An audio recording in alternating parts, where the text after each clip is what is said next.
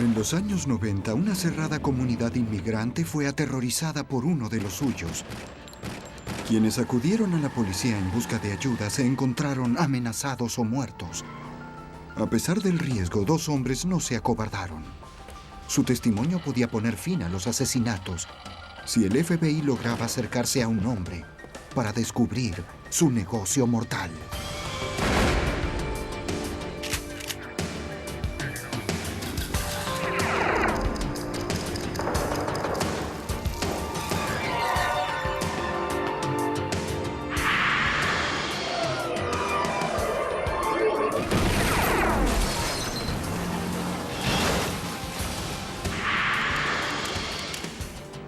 Los archivos del FBI.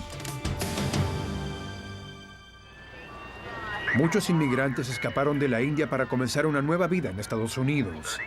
Soñaban con algo mejor para sus familias, pero uno de ellos convirtió ese sueño en una pesadilla. Cuando comenzó a morir gente en la comunidad india de Nueva York, las fuerzas de la ley lucharon para vincular fraude y muerte con un hombre poderoso. Soy Jim Kallstrom, exdirector del FBI en Nueva York. Cuando la promesa del sueño americano se desplomó ante la muerte y la corrupción, el FBI brindó esperanzas a quienes vieron destrozadas sus vidas y familias. Negocio mortal.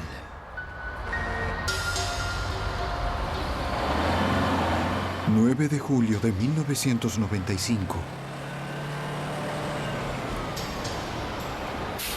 Kulwant Singh, encargado de una gasolinería en el Bronx, se presentó a trabajar en el último turno. Hacía menos de un año que había llegado a Nueva York desde un pueblo pobre de la India, con la esperanza de una vida mejor para él y su familia. Esa noche desapareció.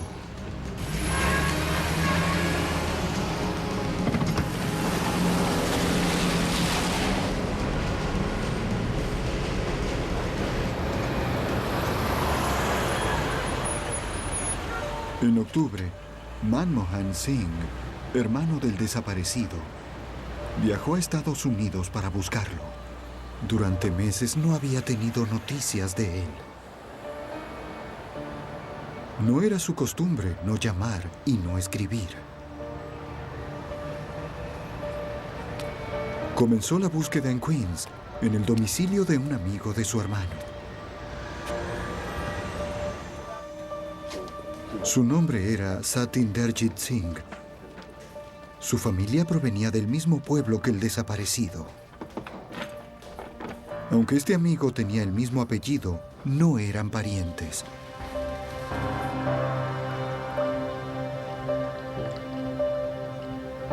Como muchos miembros de la religión Sikh, Satinderjit adoptó el apellido Singh, que significa león en lengua punjabi.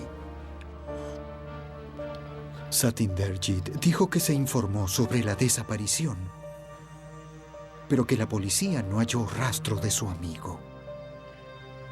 Y le aconsejó al recién llegado que fuera cauto con quienes hablaba. La búsqueda de su hermano sería peligrosa.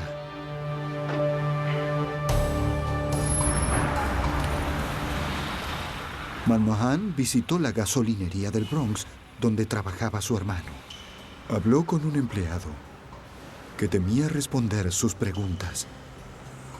Mi hermano desapareció. Hola, busco a mi hermano. ¿Lo ha visto? El supervisor dejó en claro que nadie debía hacer preguntas. No está aquí. El empleado recibió la orden de mantener silencio.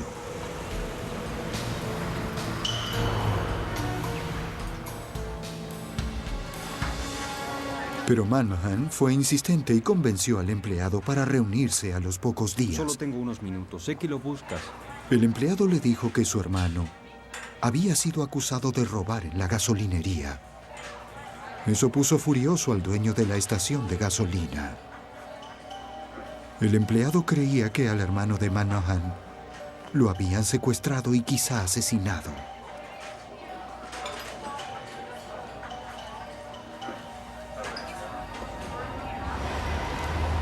En marzo de 1997, un año y medio después del secuestro de su hermano, Manmahan tomó un empleo en una gasolinería de Nueva York. Trabajó durante la noche y durante el día, secretamente, reunió información.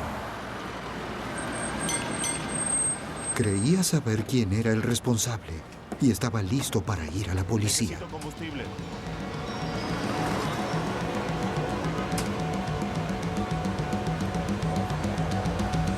Pero, en la noche del 16 de marzo de 1997, lo silenciaron.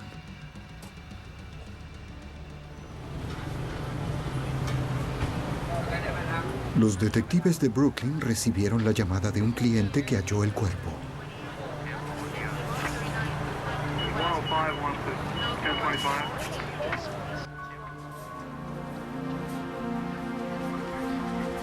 Fotografiaron la escena del crimen para acumular evidencias y recogieron 2 cartuchos de una Ruger 9 milímetros. Los detectives descubrieron que había robado la registradora, pero les sorprendió que el ladrón dejara dinero.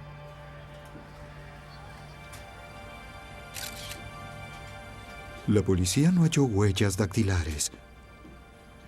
El detective Tony Brosota concluyó que el robo no fue el móvil principal. Examinamos la escena. Primero parecía el típico robo a una gasolinería, pero al analizarla a fondo, todo sugería un asesinato a sangre fría, porque lo arrodillaron y le dispararon a corta distancia y por detrás de la cabeza. Los detectives visitaron el templo Sikh donde se realizaba el funeral. Sabían que esta comunidad era esquiva a los extraños, pero esperaban hallar amigos de la víctima deseosos de hablar. ¿Cómo está? Mucho gusto. Satinderjit Singh dio un paso adelante.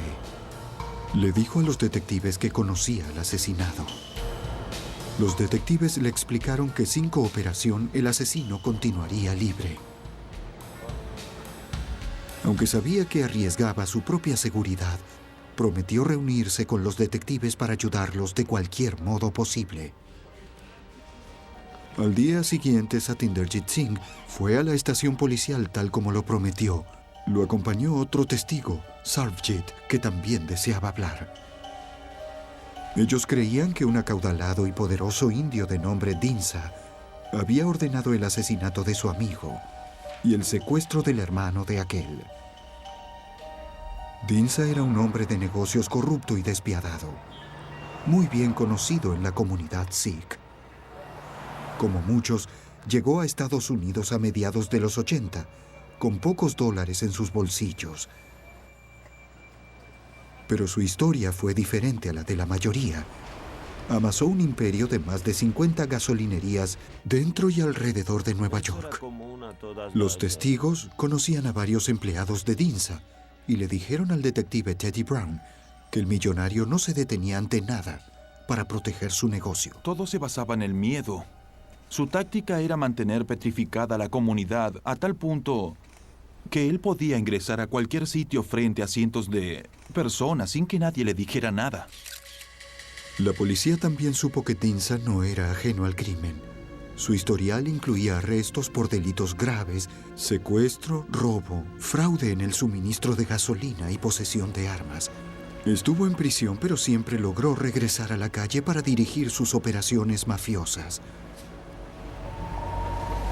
Dentro de la comunidad Sikh, Dinsa era conocido como el padrino indio. El imperio de Dinsa era un asunto familiar. Su hermano era miembro del círculo íntimo e impulsor de la organización. Sarvjit vio por sí mismo la brutalidad de este hermano.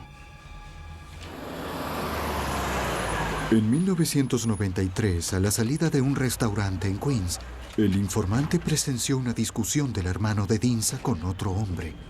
La controversia acabó cuando el hermano de Dinsa le disparó. Sarvjit acudió hacia la víctima, pero fue demasiado tarde. Al hermano de Dinsa lo alentaron a salir del país y nunca lo capturaron.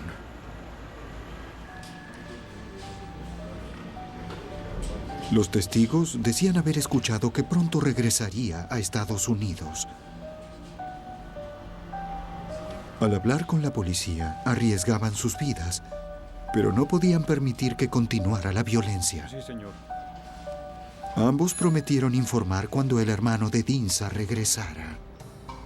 Fieles a su palabra, en mayo de 1997, los testigos informaron el regreso a Nueva York. La policía se apostó fuera de los depósitos de Dinsa en Brooklyn, a la espera del hermano. Los testigos se hicieron presentes para identificar al sospechoso.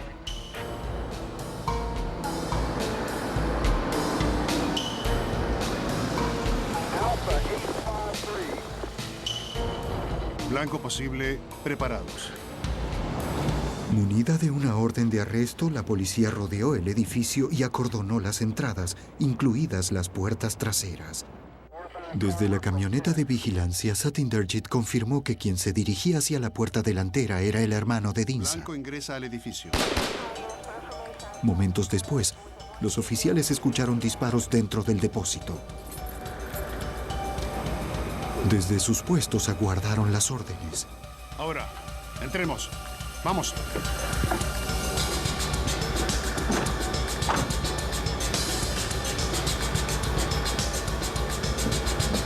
Los oficiales ingresaron violentamente por el frente del edificio. ¡Alto, policía! 3 hombres que huían por la puerta trasera cayeron en manos de la policía. Los hombres eran el hermano de Dinsa, su primo y su sobrino. Los 3 quedaron arrestados.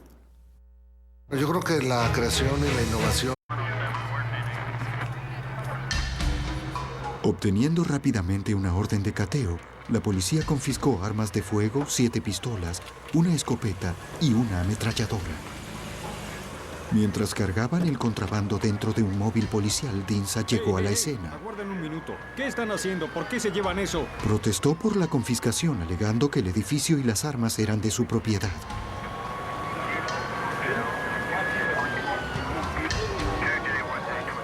Pero las armas eran ilegales. La policía lo arrestó por posesión.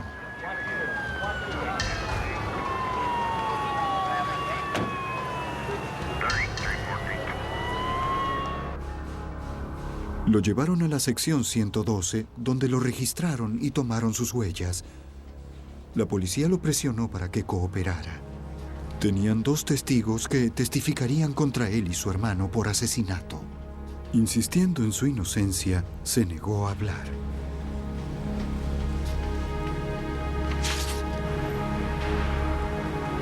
Dinsa fue encerrado en el correccional de Brooklyn a la espera de una audiencia para fijar la fianza. Pero la encarcelación no evitó que el sospechoso dirigiera su imperio. Hablando en Punjabi para que los guardias no lo comprendieran, obligó a sus empleados y conocidos a encontrar a quienes se habían atrevido a testificar en su contra. Además de la declaración de los testigos, la policía no tenía mucha más evidencia. En breve, Dinsa saldría bajo fianza. Si él descubría la identidad de los testigos, tal vez estos no pudieran testificar y debieran retirar los cargos por armas y asesinatos.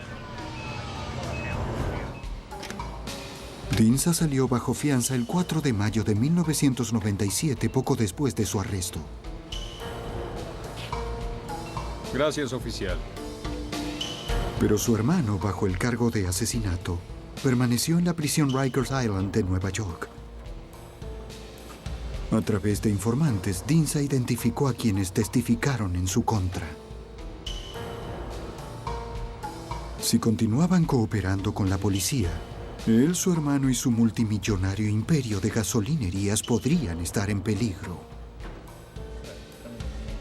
Uno de los testigos, Satinderjit Singh, era llegado de varios empleados del sospechoso asesino. Conocía muy bien cómo Dinsa dirigía su cadena de $60 millones.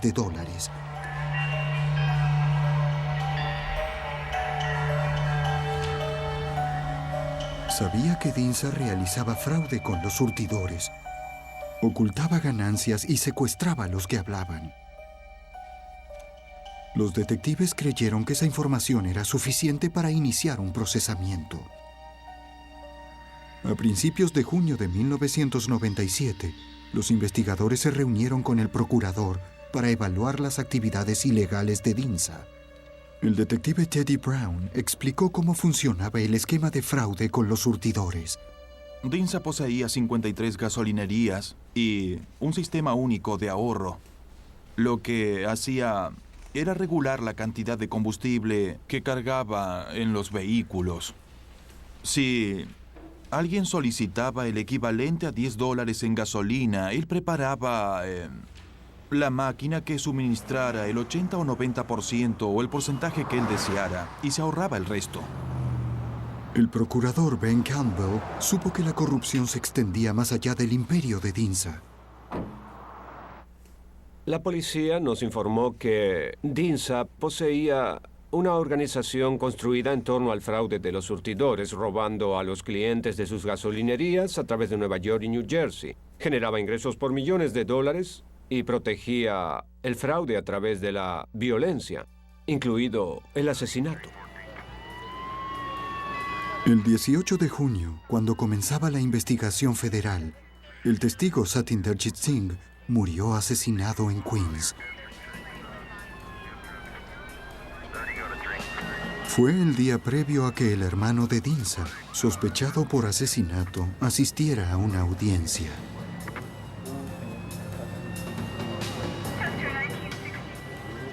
En la escena del crimen, un vecino dijo haber presenciado el delito. Se encontraba en lo alto de su escalera cuando se produjo el disparo. Debido a que su apartamento no posee aire acondicionado, había salido para ver un juego de los Mets. Lo distrajo algo que parecía ser una disputa de tránsito.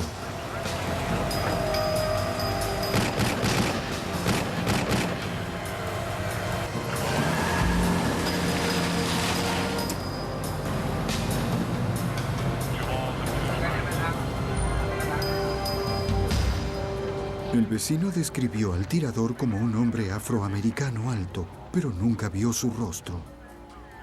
Sentado junto a la víctima estaba su primo, quien dijo a la policía que todo sucedió muy rápido y que debido a la conmoción no podía recordar detalles.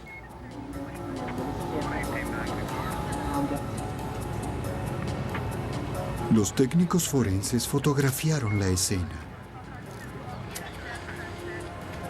Recogieron los cartuchos disparados por una pistola 9 milímetros. No se halló otra evidencia física. Nada que probara que DINSA era el responsable. Los investigadores creían que DINSA utilizaría cualquier medio para proteger sus millones. Necesitaban hallar el modo de detenerlo. Los detectives de la policía acudieron al procurador Ben Campbell para que los orientara. Reenfocaron la investigación para obtener ventajas del acta para chantaje y organizaciones corruptas, una ley usada para procesar al crimen organizado. Esto tenía todas las características para un procesamiento criminal. Había una organización con un líder, una actividad fraudulenta que generaba ingresos y poseía la estructura de una actividad criminal desarrollada por años. Eso ampliaría considerablemente el alcance de la investigación. El procurador solicitó la ayuda del FBI. El agente especial a cargo, Kevin Donovan, de la oficina de Nueva York, trabajó en el caso. El FBI planeaba una investigación tradicional para el crimen organizado que se centraría en la obtención de testigos con voluntad de cooperación, la revisión de registros y órdenes de cateo para analizar los múltiples actos de violencia y fraude. Eso no sería sencillo. A fin de obtener nuevos testigos, los agentes debían garantizar la seguridad de quienes se presentaran. Mientras DINSA Singh pudiera atemorizar a los testigos a través de amenazas, violencia y homicidio, nuestra investigación quedaría limitada. Debíamos asegurar que ningún individuo que deseara cooperar fuera dañado por DINSA Singh. La noticia del reciente asesinato pronto se extendió por la comunidad Sikh. El otro testigo, Sarvjit, se preparaba para abandonar la ciudad con su familia. Los investigadores le rogaron que permitiera al FBI ponerlo bajo custodia. Pero él insistió en llevarse a su esposa y sus 2 pequeños hijos fuera de Nueva York. A pesar del mejor esfuerzo de los investigadores, Dinsa había intimidado a otro testigo. Ante la comunidad Sikh, la policía y el FBI eran incapaces de brindar protección. Los inventores, los científicos. En el verano de 1997, el FBI seguía el rastro de un violento hombre de negocios llamado Dinsa. Los investigadores creían que ya había matado a 2 hombres, raptado a uno y ahuyentado a otro. Necesitaban un informante cercano a Dinsa para obtener suficiente evidencia que lo llevara a prisión. El agente especial Kevin Donovan descubrió que Dinsa estaba bien protegido. El principal obstáculo que el FBI y la policía de Nueva York tuvieron que superar fue la incapacidad para obtener testigos cooperativos e informantes debido a dificultades de lenguaje y al hecho de que la mayoría de los individuos que trabajan en la City Gas Corporation no se atrevían debido a las amenazas de Dinsa Singh y sus actos de violencia bien conocidos por toda la comunidad en su conjunto. Ahora Dinsa amenazaba la vida de otro miembro de la comunidad Sikh. Balwant Singh era amigo íntimo del testigo que huyó de la ciudad con su familia. El hombre estaba aterrado. Dinsa lo perseguía para hallar al desertor. Él permaneció encerrado en su apartamento con su esposa y su hija durante 3 días antes de llamar a la policía. Contactó a la unidad de homicidios de Queens, que investigaba el asesinato de Satinderjit Singh, quien atestiguó contra Dinsa. Balwant dijo a la policía que asistió al funeral de la víctima y allí se le acercó un hombre de Dinsa.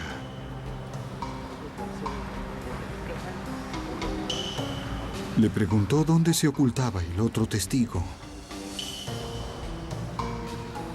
Dinsa quería discutir la declaración del testigo frente a frente. Balwant se negó a hablar.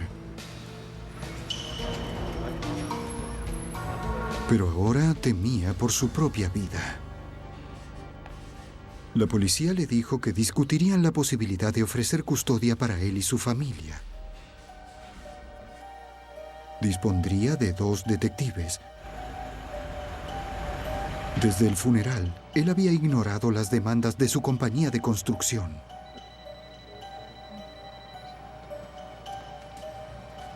Hola. Con el señor Singh, por favor. Hola. Sí, señor Singh. Sí. Venga a la oficina. Cuando la compañía llamó, aceptó realizar un encargo urgente. Abandonó a la temerosa familia con la promesa de que regresaría pronto. Él conocía la reputación de Dinsa.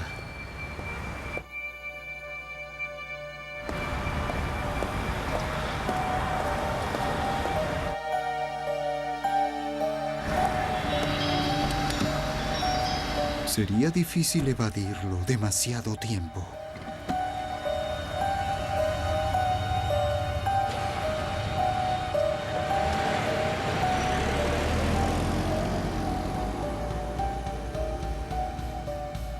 A los pocos minutos de partir, advirtió que un sedán lo seguía.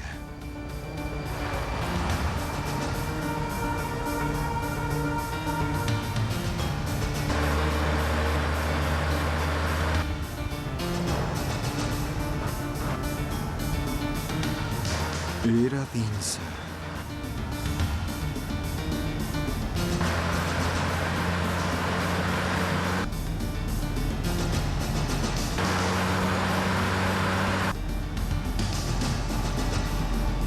Balwant no quiso correr riesgos y regresó a su hogar. Dinsa siguió de largo. Mientras los detectives se dirigían a la casa de Balwant, recibieron un mensaje.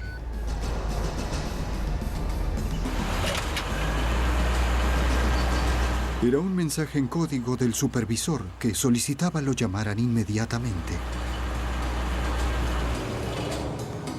Por falta de un teléfono celular, se detuvieron para realizar la llamada.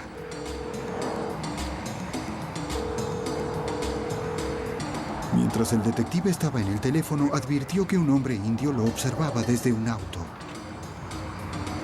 Decidió investigar.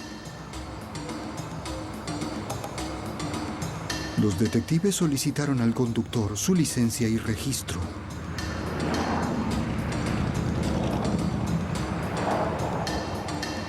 Era Dinsa. ¿Puede descender?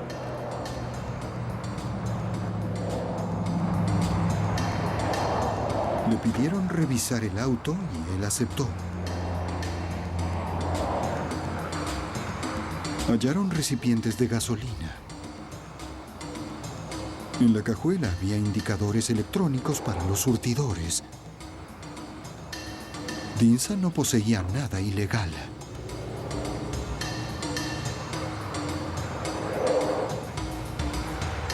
Como no tenían orden de captura, los detectives lo dejaron ir. Se habían distraído durante una emergencia. Ese día no llegaron a la casa del informante. A la mañana siguiente, la esposa, aterrorizada, llamó a la policía. Su esposo se había refugiado en la gasolinería de un amigo. Aguardó ansiosamente y sintió alivio cuando los vio llegar.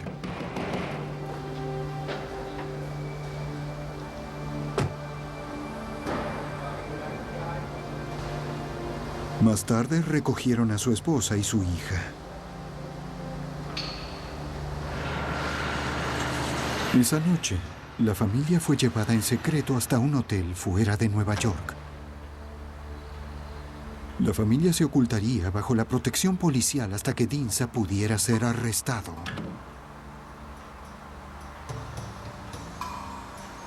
Los detectives informaron a Baldwin que se habían topado con Dinsa cerca de su vecindario. Le solicitaron identificar al hombre en una fotografía. Sí, es Dinsa. Baldwin lo identificó al instante. Completamente.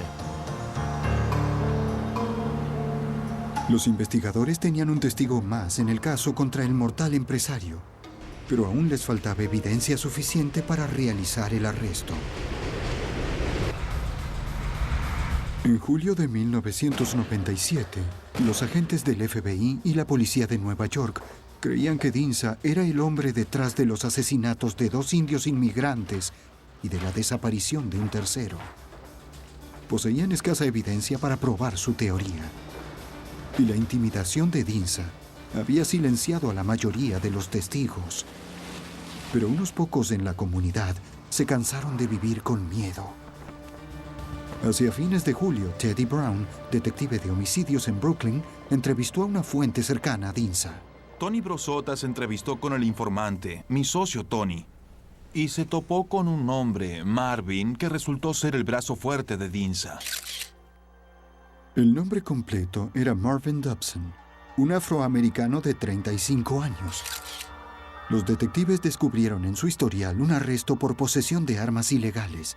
¿Reconoces a alguno? No. Al primo de la víctima sentado en el auto durante el asesinato le exhibieron una serie de fotografías. ¿Reconoces a estos hombres? Inmediatamente reconoció a Dobson como el asesino. Anthony Brosota comenzó la búsqueda de Marvin Dobson. Mi socio y yo reunimos una lista de diversos sitios, unos 6 u 8 lugares que frecuentaba, su residencia y la de sus parientes. El 4 de julio de 1997, la policía acorraló a Dobson en un vecindario de Queens. ¡Marvin Dobson! ¡Apague el motor! ¡Arroje las llaves! ¡Ya!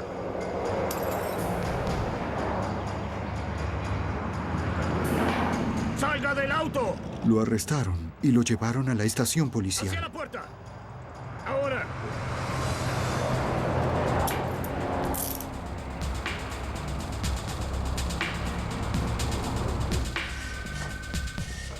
Dobson aceptó testificar contra Dinsa a cambio de una sentencia menor. En la mañana del domingo del 6 de julio de 1997, Dobson y su abogado se reunieron con los detectives de Queens, el procurador y el FBI. Dobson confesó que había sido contratado por Dinsa. Dijo que el plan para matar a uno de los testigos comenzó el 18 de mayo de 1997. En ese momento, Dinsa acababa de quedar libre bajo fianza. Dobson sería el encargado de disparar al testigo que debía declarar contra Dinsa y su hermano.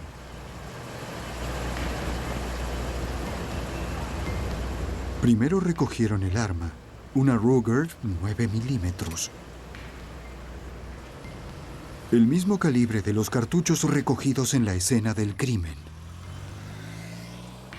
Dobson dijo que Dinsa le pidió que contratara un conductor para el golpe. Relata la historia.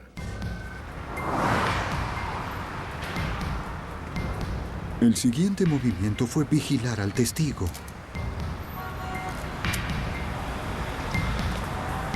El procurador Ben Campbell recuerda que Dinsa brindó a Dobson toda la información necesaria para llegar a Satinderjit Singh. Le proporcionó el domicilio donde vivía Satinderjit Singh, el número de su matrícula, y lo instruyó para que lo vigilara y lo matara en la primera oportunidad que tuviera. ¿Qué hizo con la pistola? El 18 de junio de 1997, Dobson recibió una llamada de Dinsa. Su jefe le dijo que el testigo debía morir antes de caer la noche. La audiencia de su hermano sería al día siguiente.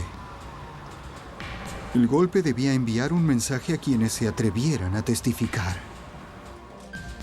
Dobson dijo que él y su conductor, Walter Jazz Samuels, se reunieron con Dinsa en una de sus gasolinerías. Dinsa les proporcionó una camioneta blanca. Vigilaron la casa hasta que Satinderjit salió. Él estaba con su primo.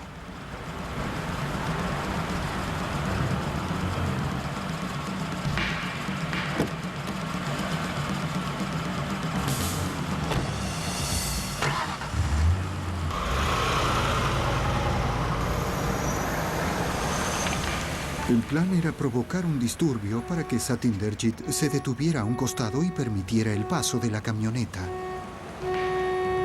La camioneta bloqueó su movimiento.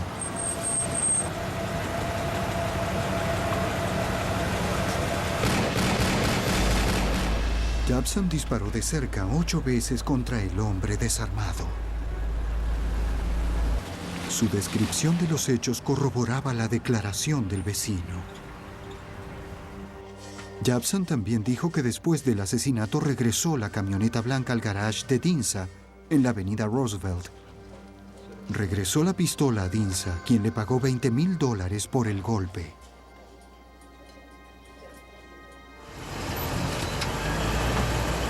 El 6 de julio de 1997 en Brooklyn, la policía se acercó a la casa de Walter Jazz Samuels, el hombre que según Dobson condujo la camioneta. Samuels. Y lo arrestaron sin incidentes. Policía de Nueva York. Mantén las manos apoyadas contra la pared. La policía supo que Samuels había sido arrestado previamente. Con Samuels bajo custodia, los investigadores centraron su atención sobre Dinsa. En la oficina del procurador creían que los detectives contaban con suficiente evidencia para acusar a Dinsa por actividad criminal. A las 5 p.m. del 7 de julio de 1997, el FBI y la policía siguieron a Dinsa hasta su gasolinería de la avenida Foster. Cuando llegó, lo arrestaron por asesinato, secuestro, fraude y obstrucción de la justicia a favor de una organización corrupta. El caso se basaba en el testimonio de Marvin Dobson. Pero debido a que Dobson era un asesino, necesitaban sustentar la historia con otra evidencia o con la declaración de un testigo.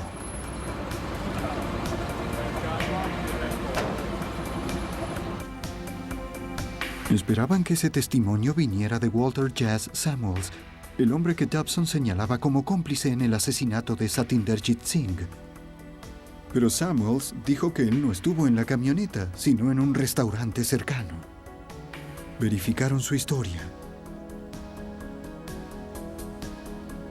Los investigadores creían que Samuels sabía quién condujo el día del asesinato, pero ni él ni Dobson deseaban hablar.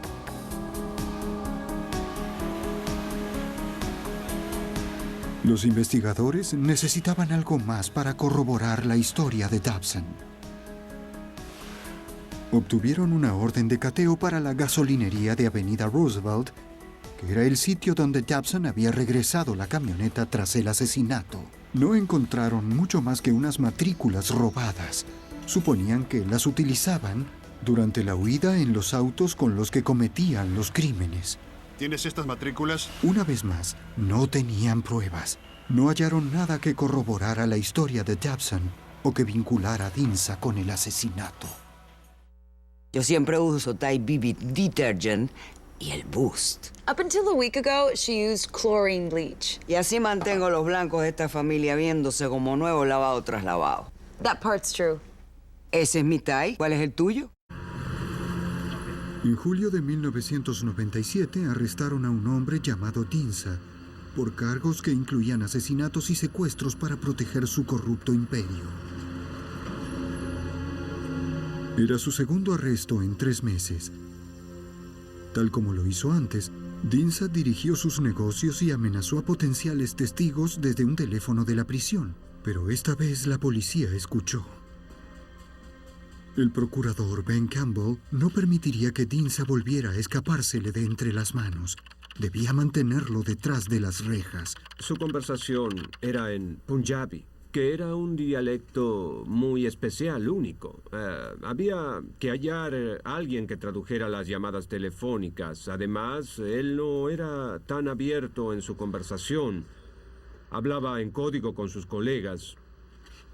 Eso era lo que él hacía. Las traducciones brindaron una idea de cómo Dinsa sujetaba las riendas de su imperio. Dinsa atraía clientes promocionando la gasolina más barata de Nueva York. Pero los surtidores cargaban menos de lo que decían. Él impartía órdenes de rutina a los miembros de su oficina para cambiar precisamente el precio en varias gasolinerías o para que continuaran ordenando suministros para su compañía. Y él también suministraba instrucciones para sus abogados para salir bajo fianza. Mientras Campbell buscaba evidencia para evitar la fianza, la policía examinó el auto del sospechoso. Hallaron tarjetas de negocios que vinculaban a Dinsa con Marvin Dobson y a Walter Jazz Samuels. La policía también recuperó una lista de nombres y domicilios que aparentaban ser la lista de golpes. Figuraba el domicilio de Sarvjit Singh, el testigo que había huido de la ciudad con su familia. Nombres, listas. Balwant Singh, que se encontraba bajo custodia, también confeccionó su lista. En ella aparecían 7 hombres más con sus nombres en Punjabi. Era lo que necesitaban para evitar la fianza de Dinsa. Si bien no sabían cuáles de esos hombres estaban vivos o muertos, Walter Samuels podía saberlo.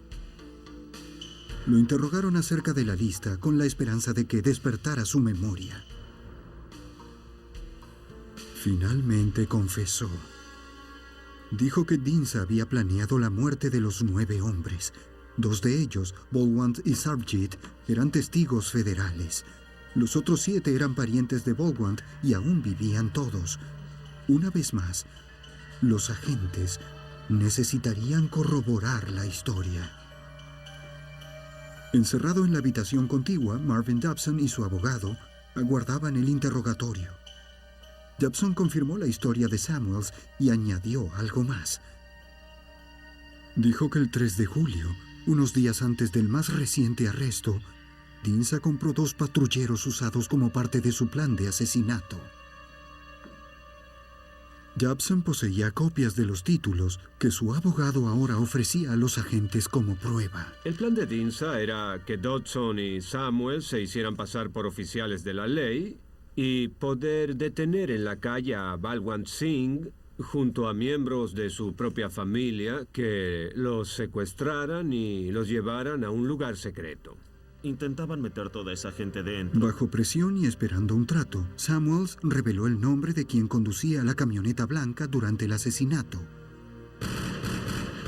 Su nombre era Evans Alonso Powell. Debido a que no poseía arrestos previos, Dobson quiso protegerlo y había amenazado a Samuels para que no lo entregara. El 19 de julio de 1997, la policía arrestó a Powell en una calle de Brooklyn. Aceptó cooperar. Powell admitió que había conducido la camioneta para los asesinos. Los investigadores finalmente contaban con el testigo que confirmaba los hechos. Powell también habló de otro crimen. Dinos dónde. Dinsa había ordenado la muerte del indio que viajó a Estados Unidos en busca de su hermano desaparecido. Otra gente hablaba en la calle. Powell estuvo presente cuando Dobson asesinó al empleado de la gasolinería de Brooklyn en la noche del 16 de marzo del 97. Necesito combustible. El detective Tony Brosota recuerda la confesión de Dobson. Él admitió que lo hizo arrodillar y que le disparó 2 veces en la cabeza. Además dijo que Singh le pagó por hacerlo. Singh quería matar a la víctima. No le dio un motivo, solo deseaba verlo muerto. Dinsa pagó a Dobson $4,000 por la vida de la víctima. Dobson robó dinero para pagar a Powell por haber sido el centinela.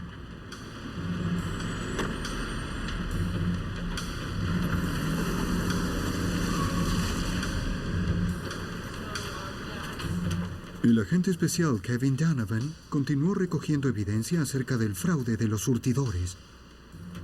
El FBI y el Departamento de Policía de Nueva York realizaron un cateo en la gasolinería de Avenida Foster. La inspección se centraba en la obtención de evidencia acerca del esquema de fraude. Como resultado de las excavaciones alrededor de los surtidores, se obtuvieron dispositivos electrónicos dentro de una caja usados para controlar el suministro.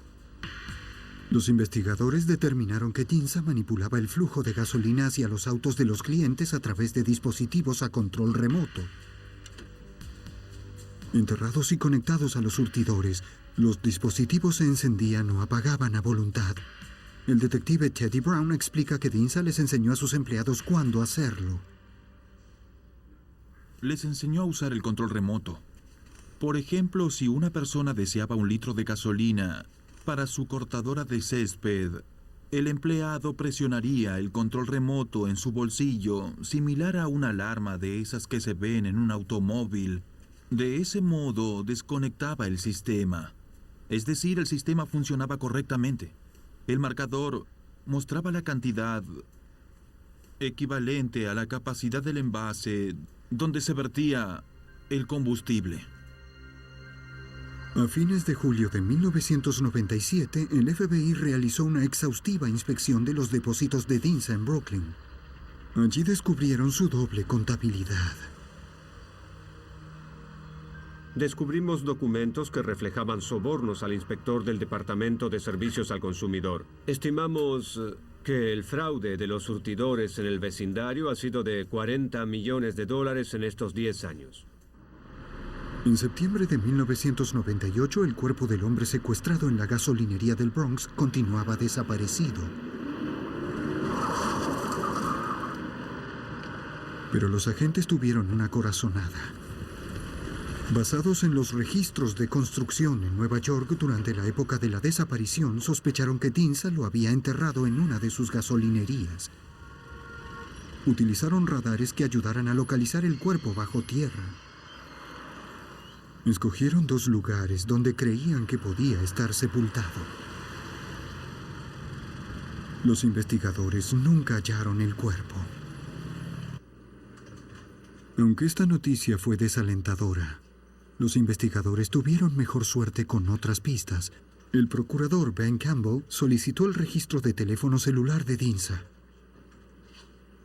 Así determinaron dónde se hallaba Dinsa a la hora de la muerte de Satinderjit Singh. Los demandantes se encontraban bien armados cuando comenzó el juicio de Dinsa en la Corte del Distrito Federal de Brooklyn. Esperaban condenarlo por 29 cargos, incluido homicidio. Sarvjit Singh, quien ayudó en la investigación a pesar de las amenazas, testificó contra el hombre acusado de matar a sus amigos. El 2 de marzo de 1999, después de 2 días y medio de deliberación, el jurado declaró a Dinsa culpable en 21 de los 29 cargos.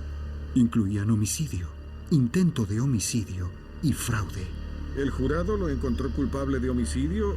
Dinsa fue absuelto por el secuestro del hombre cuyo cuerpo nunca se halló. El 5 de octubre de 1999, Dinsa recibió 8 sentencias de por vida, sin posibilidad de recibir libertad condicional. Escapó a la pena de muerte. Durante ese mes, el mismo juez sentenció a quienes participaron en los asesinatos. Por colaborar en una idea de Dinsa, las sentencias fueron considerablemente livianas. Powell recibió 10 años, Samuels 12 y Dobson 18. Como muchos inmigrantes antes que él, Dinsa llegó como un pobre abrazado por una comunidad de compatriotas. Pero él pagó su bondad con estafas y muerte. Por su avaricia y brutalidad, nunca volverá a ser libre.